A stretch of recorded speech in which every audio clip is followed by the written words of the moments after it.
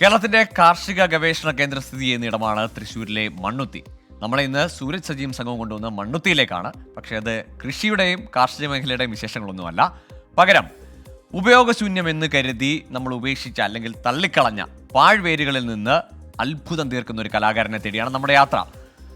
250-ലധികം വർഷമുള്ള പഴക്കമുള്ള മരത്തിന്റെ വേരിൽ നിന്ന് ഈ കലാകാരൻ തീർത്തത് 42 ജീവികളുടെ ശില്പങ്ങളാണ്.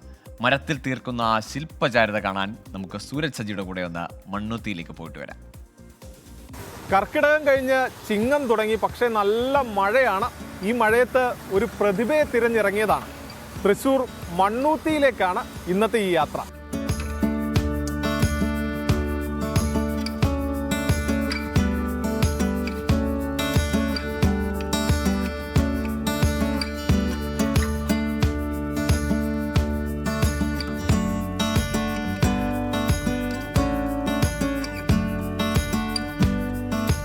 ഞാനിപ്പോൾ നിൽക്കുന്നത് തൃശ്ശൂർ മണ്ണുത്തി റോഡിൽ ഒല്ലൂക്കരയിലാണ്. മരത്തടിയിൽ തീർത്ത ഒരു വിസ്മയ ലോകം, ആ കൗതുക കാഴ്ചകളിലേക്കാണ് ഇന്ന് പ്രേക്ഷകരെ കൊണ്ടുപോകുന്നത്.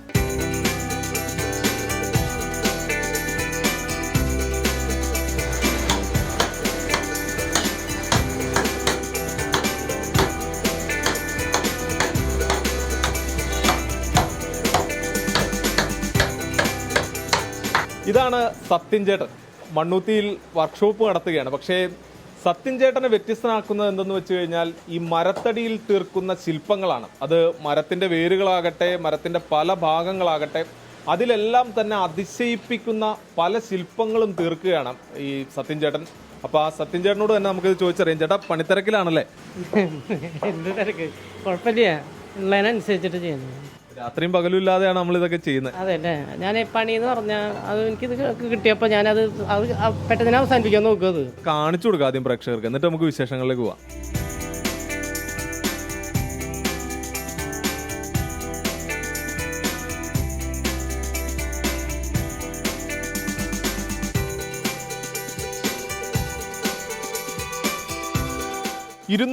വർഷത്തെ പഴക്കമുള്ള മരത്തിന്റെ വേരാണ്. ആ വേരിൽ സത്യൻ ചേട്ടൻ തീർത്തത് 42 ജീവികളുടെ പല രൂപങ്ങളാണ്. അതിനകത്ത് പല പല ആനയുണ്ട്, അങ്ങനെ തുടങ്ങി പല പല വ്യത്യസ്തമായിട്ടുള്ള ജീവികളുണ്ട്. അവയുടെ ശില്പമാണ് ഈ വേരിൽ തീർത്തിട്ടുള്ളത്. അപ്പോൾ നമുക്കത് സത്യൻ ചേട്ടനോട് തന്നെ ചോദിക്കാം. 250-നേക്കാളും പഴക്കമുണ്ടതിൽ ആ മരത്തിന് ഇപ്പോൾ നമ്മളിപ്പോൾ ചെയ്യുന്നത്. ഇപ്പോൾ അതിലിപ്പോൾ 42 രൂപങ്ങളുണ്ട്. എന്തൊക്കെ രൂപങ്ങളുള്ളത്? അതിലധികം മൃഗങ്ങളാണ് അധികം. പിന്നെ അതുമാതിരി മത്സ്യകന്യക, അങ്ങനത്തെ ഇതുകളാണ്. മനുഷ്യൻ അധികം കുറവതിൽ, മത്സ്യകന്യക ഇതിലുള്ളത്. പിന്നെ നല്ല സിംഹം വെറൈറ്റി സിംഹം. അതുപോലെ നോക്കാൻ ഒരു കാട്ടുപോത്തുണ്ട് ഇതിൻ്റെ ഉള്ളിൽ, അതൊരു വെറൈറ്റി സാധനമാണ്. പിന്നെ അങ്ങനെ നോക്കാൻ ഇഷ്ടം പോലെ സാധനം ഉണ്ട് ഇതിൽ.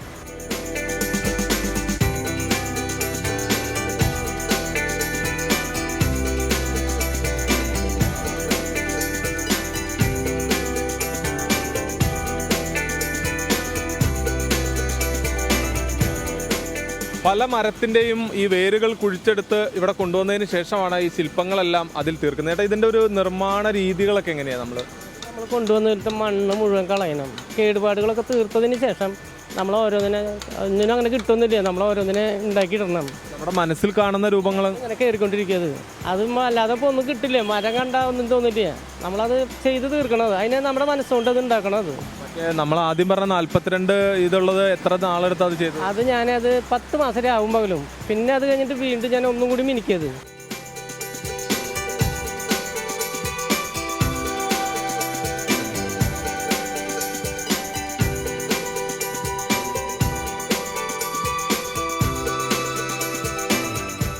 ഈ 13-ാം വയസ്സിൽ പണി തുടങ്ങിയതാണ് സത്യൻ ചേട്ടൻ. പിന്നെ ഏത് മരം കിട്ടിയാലും സത്യൻ ചേട്ടൻ്റെ ഭാഷയിൽ പറഞ്ഞു കഴിഞ്ഞാൽ പെട തന്നെ പെട, അല്ലേ? മരം കണ്ട പിന്നെ ഈ പറഞ്ഞ മാതിരി അതെങ്ങനെയല്ലേ ഞാൻ വെറൈറ്റി എടുക്കും. ഞാൻ അത് പണിയെടുക്കണം. അതിൽ എല്ലാവർക്കും അതിന് പൈസയാണ് ഏറ്റവും വലുത്. ഞാൻ പൈസ നോക്കിയിട്ടല്ല, നമ്മുടെ നാടിന് ഒരു നന്മ ഉണ്ടാവണം. വരും തലമുറകൾക്ക് വേണ്ട കാര്യങ്ങൾ കൊടുക്കണം. ഇപ്പോഴത്തെ കുട്ടികൾ എന്ന് പറഞ്ഞാൽ ഇത്ര ബ്രെയിൻ എന്ന് പറഞ്ഞാൽ ഈ ലോകത്തില്ല. അന്ന് വൃത്തികേടുകളെ മുഴുവൻ അതിൽ നിന്ന് അങ്ങോട്ട് മാറി വന്നവർ ഇതിലേക്ക് നല്ല കലാകാരന്മാർ വരും.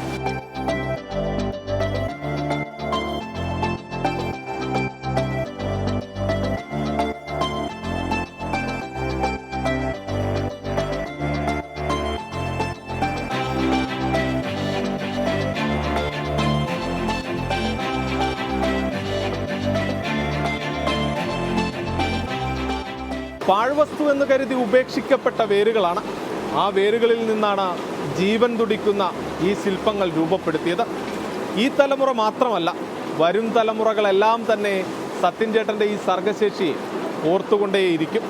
ക്യാമറാമാൻ ബിനേഷ് ബാബുരാജിനൊപ്പം സൂരജ് സജി, 24.